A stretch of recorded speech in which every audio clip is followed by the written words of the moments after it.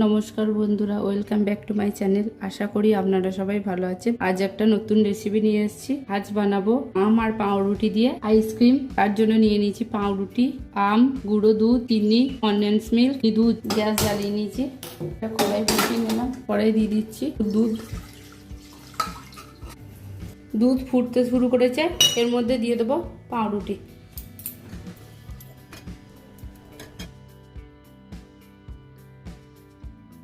আর দিয়ে দিচ্ছি এর মধ্যে কনডেন্স মিল্ক, গুঁড়ো দুধ, দিয়ে দিচ্ছি চিনি। আপনারা যেরকম মিষ্টি খাবেন তেমন চিনিটা দেবেন।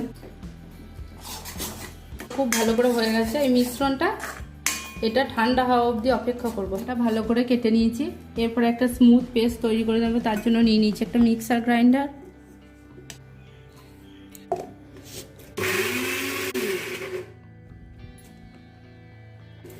একটা বাটি নিয়ে নিয়েছি, আর সেই পাউরুটি আর দুধের মিশ্রণটা দিয়ে দেবো এতে। এই মিশ্রণটাকে ভালো করে পেস্ট করে নেবো। আমি একটা ইলেকট্রিক বিটার নিয়েছি, আপনারা মিক্সির মধ্যে নিয়ে পেস্ট করে নিতে পারেন।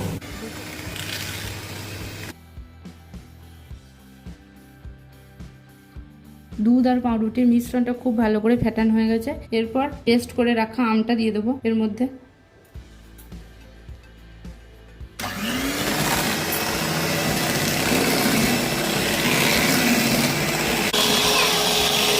একটা বক্স নিয়ে নিয়েছি, এই ব্যাটারটা ঢেলে দেবো।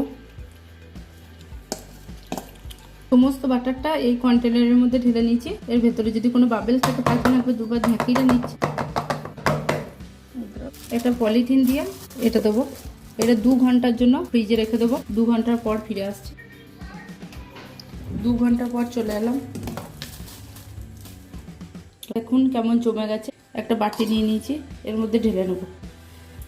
বাটির মধ্যে সব আইসক্রিমটা তুলে নিয়েছি। এরপর একটা মিক্সিং জার নিয়ে নিয়েছি, এই জারের মধ্যে দিয়ে দেবো।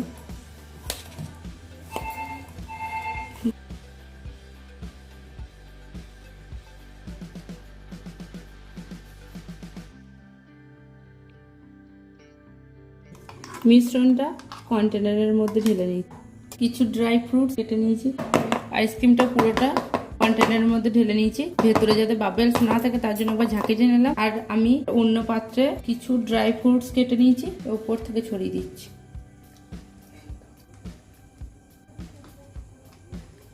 এটা ওভারনাইট ফ্রিজের মধ্যে রেখে দেবো। একবারে প্লাস্টিক দিয়ে দিলাম। এরপর ঢাকনাটা দিচ্ছি। এটা ওভারনাইট ফ্রিজে রেখে দিচ্ছি।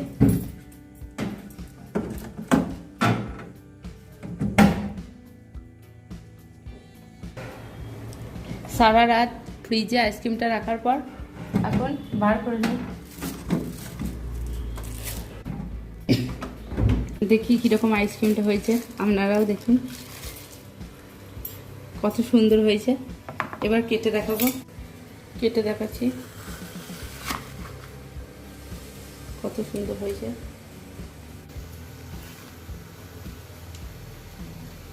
ভিডিওটা ভালো লাগলে লাইক, শেয়ার, কমেন্ট, সাবস্ক্রাইব করে পাশে থাকবেন।